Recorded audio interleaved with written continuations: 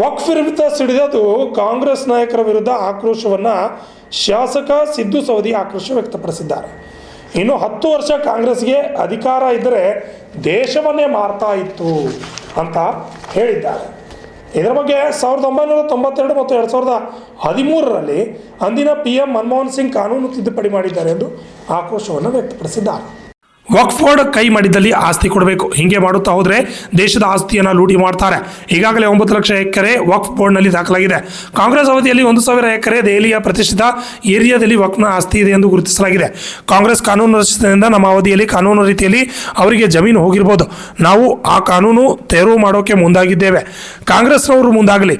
Obama ಬುಕ್ಕಿನಲ್ಲಿ ಬರೆದಿದ್ದಾನೆ, ಇನ್ನು 10 ವರ್ಷ ಕಾಂಗ್ರೆಸ್ ಅಧಿಕಾರದಲ್ಲಿ ಇದ್ದರೆ ಈ ದೇಶವನ್ನೇ ಮಾರಿ ಹೋಗುತ್ತಿದ್ರು.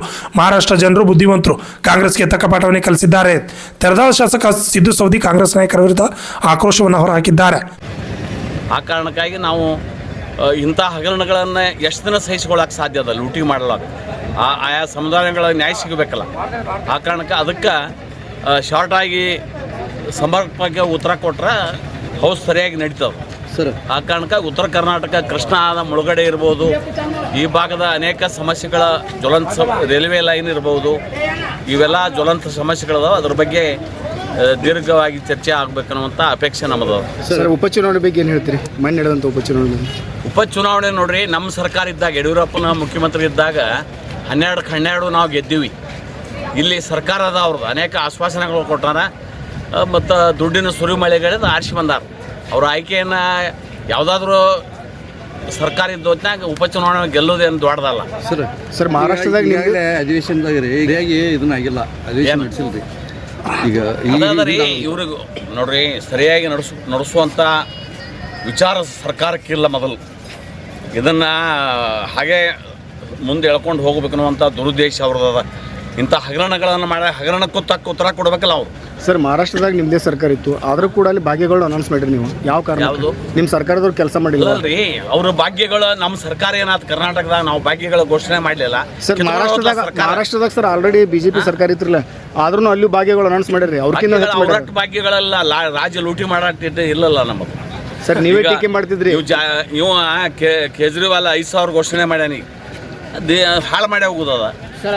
ಈ ಅಧಿವೇಶನದಾಗ ತಾವು ಮೂಢ ಹಗರಣ ಬಗ್ಗೆ ಏನು ಮಾತಾಡ್ತೀವಲ್ಲ? ಮೂಢ ಹಗರಣ, ಬೋವಿ ಹಗರಣ, ವಾಲ್ಮೀಕಿ ಹಗರಣ ಎಲ್ಲ ಮಾತಾಡ್ತೀವಿ. ವಕ್ಫ್ ಕಾಯ್ದೆ ಬದಲು ಸರ್, ವಕ್ಫ್ ಕಾಯ್ದೆ ಮೊದಲ ಆದ್ಯತೆ ಅದಕ್ಕೆ. ಭೂಮಿ ನಾಳೆಗೆ ಇನ್ನೊಬ್ಬರಿಗೆ ಬರ್ತದೆ, ಯಾವ ಗಪ್ಕೊಂಡಿರ್ತ ಅವನ್ನ ಇದಕ್ಕೂ ಬರ್ತದೆ. ಇದು ಒಬ್ರದ ಬರಂಗಿಲ್ಲಲ್ಲ. ಅವ್ರು ಕೈ ಮಾಡಿ ತೋರಿಸಿದ್ದ ಆಸ್ತಿ ಅವ್ರಿಗೆ ಆಗಬೇಕನ್ನುವಂಥ ಕಾಂಗ್ರೆಸ್ನವ್ರ ಕಾನೂನು 1992 2013 ಮನಮೋಹನ್ ಸಿಂಗ್ ತಿದ್ದುಪಡಿ ಮಾಡಿ ಹೋಗ್ಯಾರ. ಈ ದೇಶನ ಉಳಿಯಂಗಿಲ್ಲ.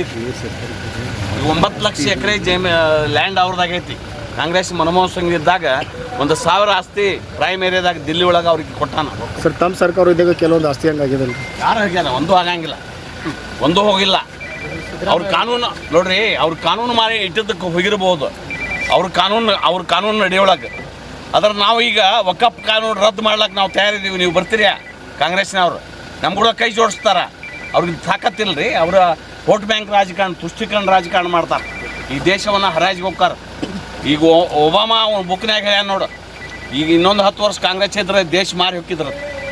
ಅದನ್ನು ತಿಳ್ಕೊಬೇಕು. ನಮ್ಮ ಮಹಾರಾಷ್ಟ್ರದ ಜನರಿಗೆ ಅಷ್ಟು ಬುದ್ಧಿ ನಮ್ಮಲ್ಲಿ ಇಲ್ಲಲ್ಲ. ಏನು ಮಾಡೋದು? ತಾವ ಹತ್ಯೆ ಆಗ್ಲಕ್ಕೆ ತಯಾರಾಗ್ತಾರೆ. ಶಶಿಧರ್ ಕೋಗಣ್ಣೂರು, ರಾಜ್ಯ 32 ಕನ್ನಡ ನ್ಯೂಸ್, ಚಿಕ್ಕೋಡಿ.